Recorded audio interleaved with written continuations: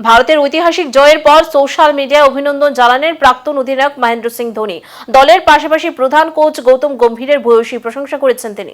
ভারতের ঐতিহাসিক জয়ের পর সোশ্যাল মিডিয়ায় বিশেষ বার্তা দিলেন প্রাক্তন অধিনায়ক মহেন্দ্র সিং ধোনি। দীর্ঘদিন পর প্রকাশ্যে প্রতিক্রিয়া জানিয়ে তিনি ভারতীয় দলকে অভিনন্দন জানান এবং এই সাফল্যকে ইতিহাস তৈরির মুহূর্ত বলে উল্লেখ করেন।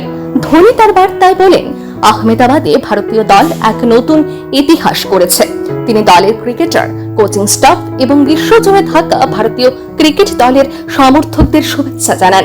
একই সঙ্গে ভারতের প্রধান কোচ গৌতম গম্ভীরের প্রশংসা করে ধোনি বলেন, জয়ের পর গম্ভীরের মুখের হাসি এই সাফল্যের অন্যতম সুন্দর মুহূর্ত। হাসির সঙ্গে তার তীব্র মনোভাব দুটো মিলে অসাধারণ সমন্বয় তৈরি করেছে বলেও মন্তব্য করেন তিনি।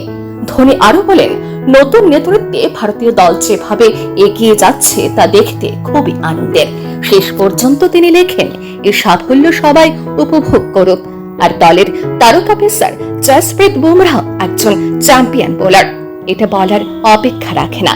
Bureau report, news vigilante.